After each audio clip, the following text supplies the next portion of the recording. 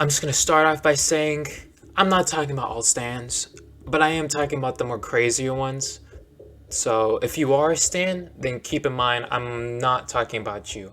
Although I do think stan culture as a whole is weird with you idolizing a real person, which is something nobody should ever do. As long as the person is okay with that, then I guess it's fine.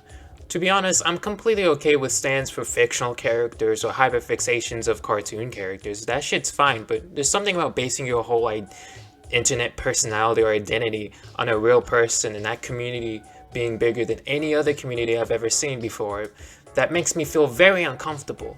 But before I go into what this video is about, I'm letting you know my stance on stan culture as a whole by nothing I can say will ever devalue what y'all do in your spare time.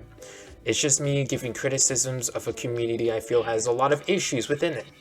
Before I can even talk about those big issues, we must go onto a quick overview of what stans are and where they came from. Stans have always existed without the title, with people idolizing each other for centuries. The word stan came from the rapper Eminem, who made a song about a crazed fan named Stan who ends up killing himself and his pregnant girlfriend over him. Basically a warning for what happens when you become obsessed with an artist, and believe it or not, it's more common than you would think. An early example of this would be the Beatles and how big they were when selling out stadiums easily.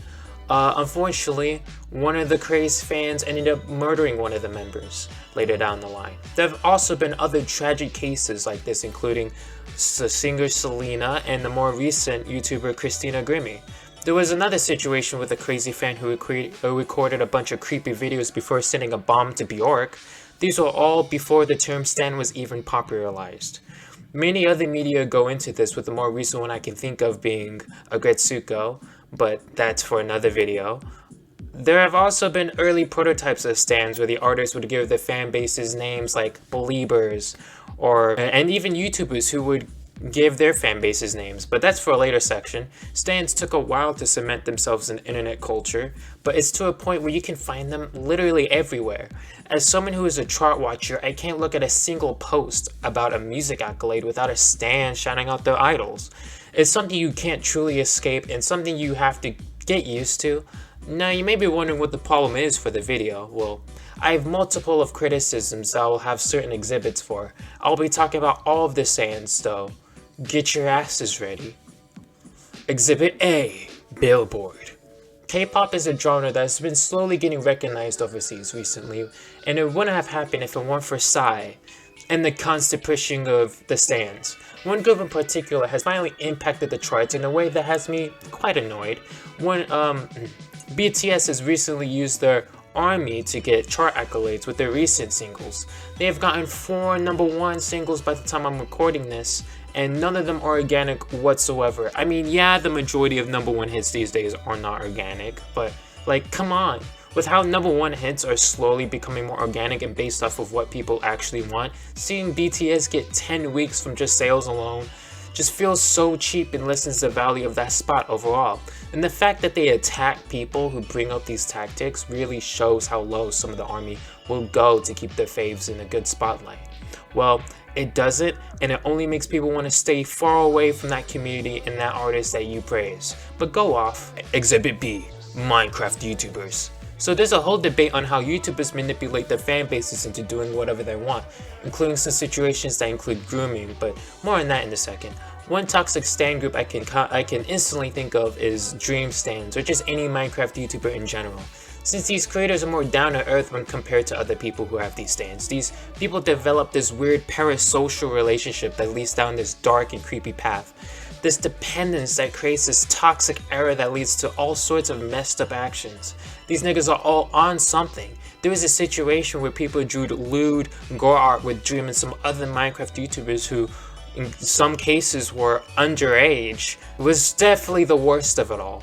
People love all over these awkward ass white people, which I guess isn't the worst thing of all time, but when you simp over someone who you've never even seen the face of, you know, that shit that's the dumbest thing I've ever really heard of. Like, come on. And did you hear what I said before? The whole conversation on parasocial relationships and their effects are all exaggerated with these stans. And it doesn't even stop with Minecraft YouTubers, as Twitch streamers also develop these weird parasocial relationships that end with a monetary benefit for them, since they base the whole income off of donations. So it's not really something they want to lessen. Same thing with any YouTuber with a fan base and the whole fan base defending the person no matter what, which is something I see constantly. Look at PewDiePie, who literally used the hard R and people try to defend that by calling it gamer culture. But luckily, PewDiePie said it himself that he couldn't be defended for his actions whatsoever.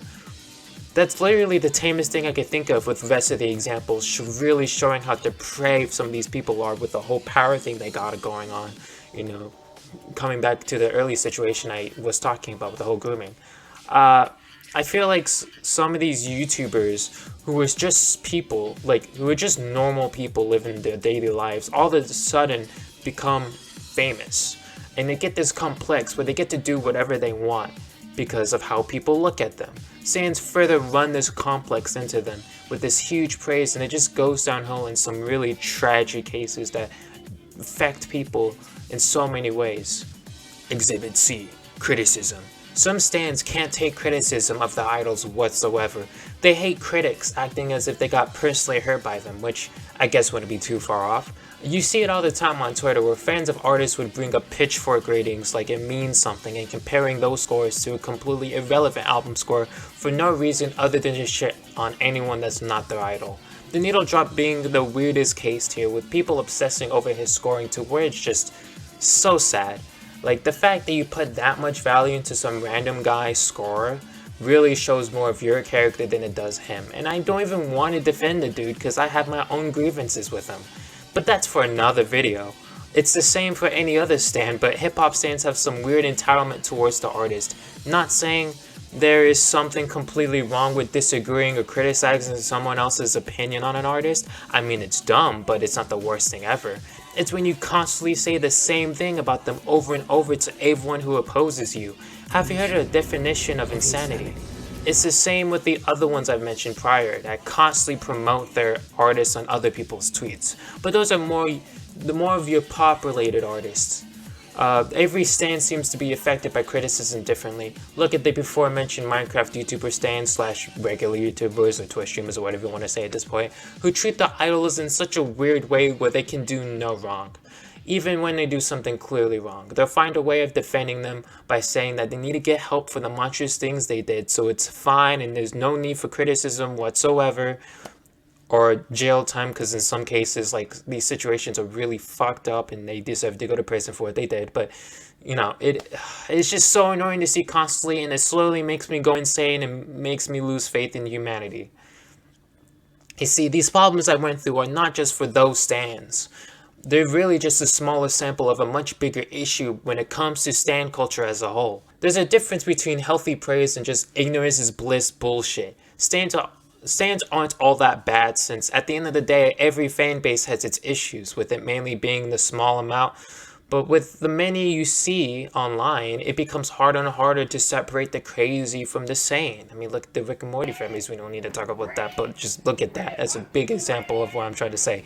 I mean, from the manipulation of accolades that only devalues as you continue doing it, to empowering the wrong people who then use that power to abuse their fan base, defending them no matter what they do and no matter what the cost is. The stan culture needs some kind of reform that builds a healthier relationship with the people they worship, which is harder when thinking about it, but we need to do something about this part of internet culture because it's something that only gets worse as time goes on.